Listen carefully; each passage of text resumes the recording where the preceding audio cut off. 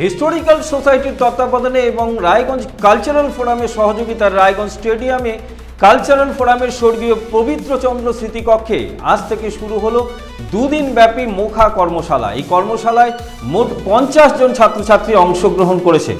কর্মশালায় উত্তর দিনাজপুরের লুপ্তপ্রায় মুখা নাচ ও মুখা তৈরি সম্পর্কে ছাত্রছাত্রীদের অবহিত করা হয়।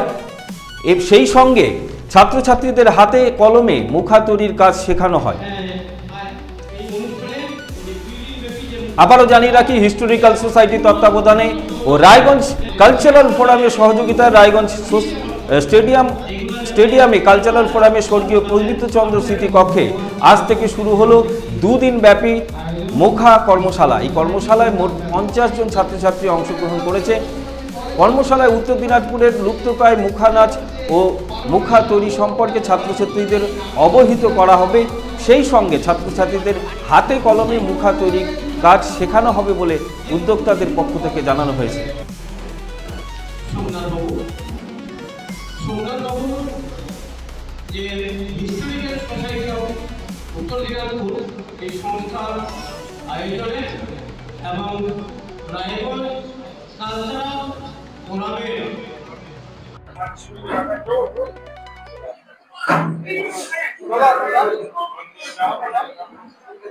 আমার নাম সুবল চন্দ্র, আমি প্রবীণ মুখাশিল্পী এই জেলার।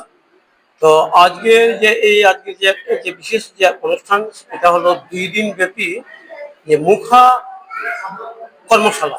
এই কর্মশালার আয়োজন করেছেন হিস্টোরিক্যাল সোসাইটি অফ উত্তর দিনাজপুর এবং সহযোগিতায় ছিলেন রায়গঞ্জ কালচারাল ফোরাম। এই 2 সংস্থার যৌথ উদ্যোগে একটা সুন্দর একটা অনুষ্ঠানের ব্যবস্থা করেছে, যেটা যে আমাদের উত্তর দিনাজপুর সংস্কৃতিতে ভরপুর। এই আমাদের উত্তর দিনাজপুর জেলায় যে বিভিন্ন আঙ্গিকের যে সংস্কৃতিগুলি আছে, তার মধ্যে উল্লেখযোগ্য একটা বহু পুরনো, সেটা হলো মুখা শিল্প, যেটা মুখা নাচ। এদিকে যেমন রায়গঞ্জ মহকুমার হলো মুখা নাচ, যেমন খুবই একবারে উল্লেখযোগ্য।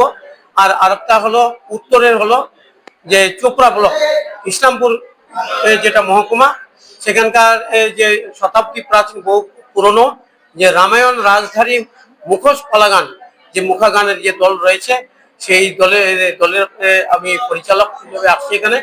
তো আমাকে খুব ভালো লাগছে যে এই যে ভবিষ্যৎ প্রজন্মের কাছে তুলে ধরার জন্য এই আয়োজক কমিটির এই উদ্যোগটা, যে এই উদ্যোগের মাধ্যমে যে মুখা শিল্পটার সঙ্গে এই পুরনো লোক সংস্কৃতিটাকে আরো জানার একটু সুবিধা হবে এবং পরিচিতি ঘটবে।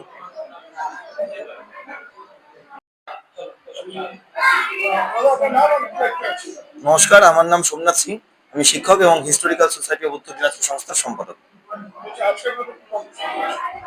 আপনারা জানেন আজকে এক শুভ দিন, শনিবার, এবং আজকে 14 তারিখ। এই আমরা হিস্টোরিক্যাল সোসাইটি উত্তর দিনাজপুর সংস্থার তত্ত্বাবধানে এবং একই সাথে রায়গঞ্জ কালচারাল ফোরামের সহযোগিতায় এবং বিশেষভাবে রায়গঞ্জ মার্চেন্ট অ্যাসোসিয়েশন আমাদের সহযোগিতার হাত বাড়িয়েছে, তাদের সহযোগিতায় আমরা 2 দিন ব্যাপী মুখা কর্মশালার আয়োজন করেছি।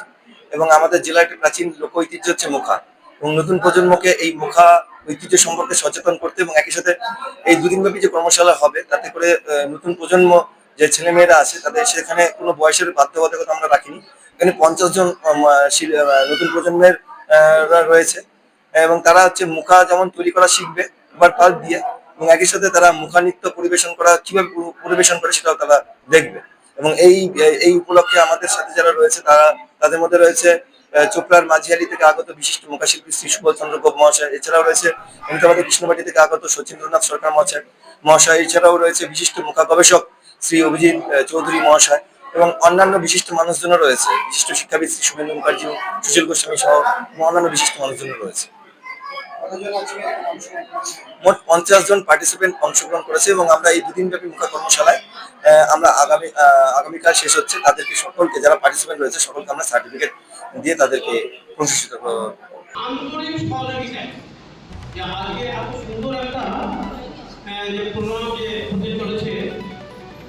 যেটাতে আমি কিভাবে অংশগ্রহণ করলাম, আমি প্রায় 150 কিলো